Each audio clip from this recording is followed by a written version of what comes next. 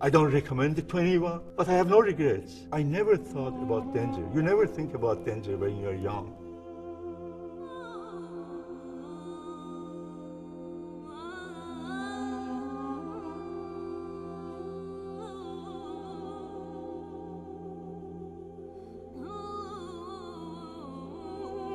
I was born in 1950 in Tabriz, Iran, into an Azeri family. I was only 16, 17 years old when I graduated from high school and went to college in the Faculty of Agriculture in the University of Tabriz in Iran.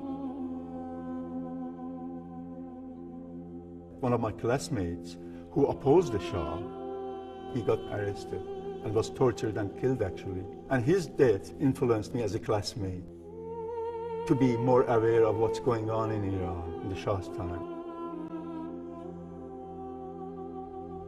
I had made up my mind that, no, I'm going to read more, I'm going to get involved more.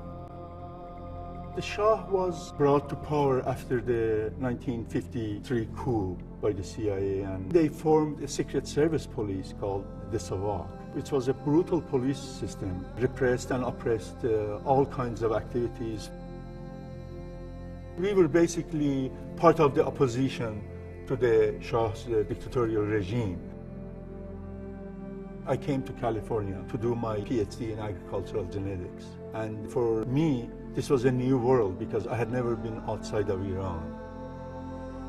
After about half a year or so, I met my wife at UCD in the coffee house. She comes from a Zoroastrian background. I came from a Muslim background. I had always thought that I would go back to Iran and marry an Iranian girl in Tabriz, but I fell in love with her and we decided to get married. I went back to Iran at the time of the revolution.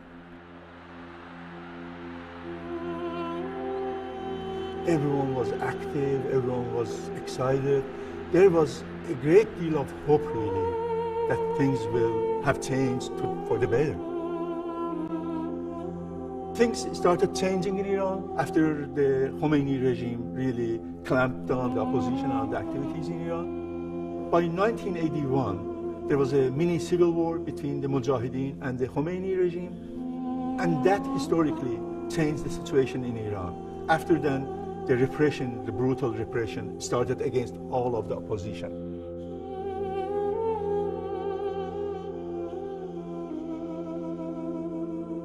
My daughter was born in 1983 in Tehran, and this was the time that political repression really was picking up in Iran.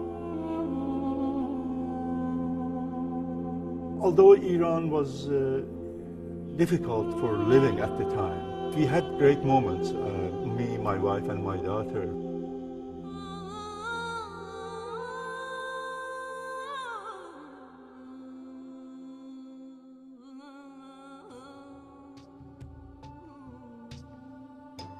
I had gotten involved with a leftist organization.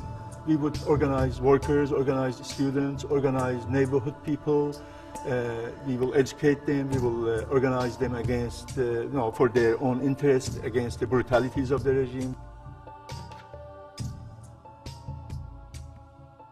October 1984, I'm walking to meet my contact from our organization, and I hear people running behind me. And 7, 8 civilian clothed people jumped me to the ground, and that's how I got arrested. A few hours later, I was in this detention center. I was taken to interrogation the first night, and I was beaten and tortured. They tie you on a bed and beat you on the soles of your feet. Physical pain was enormous, but ideological pressure and ideological pain, political pain, gradually was added. But first, physical pain. This was one of the main causes of people committing suicide because they really were under so much pressure to collaborate, to give information, and they didn't want to do it. This man crying and running, and he was shouting, "You killed me, you killed me." And from under blindfold, I saw him, he was on fire. I mean, he had put himself ablaze.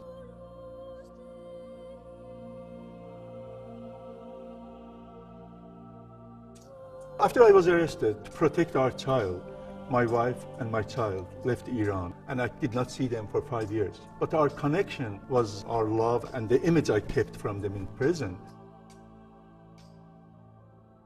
In 1988, the Iran-Iraq war ended.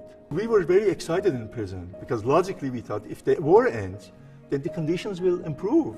But the opposite happened. And that shows the true natures of the Islamic Republic system.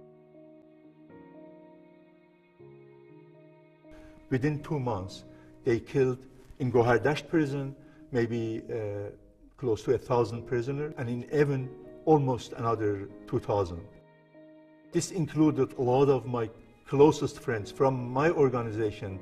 We were maybe 50 in prison at that period. Only 15 of us survived. I had to get out of Iran.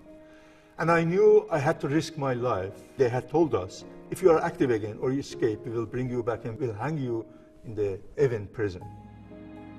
My family, they found a smuggler from Turkey. I illegally went to my hometown and met him, and he took me to his home in Turkey. My wife and my daughter took a bus, came to that border town that I was staying with the smuggler. So when the bus stopped, and then my wife and my daughter came down, I couldn't believe because Bahar had grown, the only image I had was 1.5 years old, and now she was 7 years old, and she ran to me, and it was very emotional. We cried and we hugged. I had lost hope that I may never see them. But to the date, actually, 5 years to the date, we met, to the date that I was arrested, just by chance.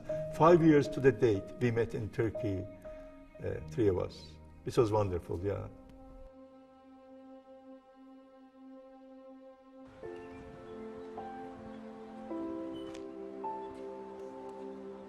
I have no regret of being a political activist. I knew what I was doing, and I knew this could have happened to me. It was worth doing it. I would do it again, fighting and sacrificing for freedom and for democracy.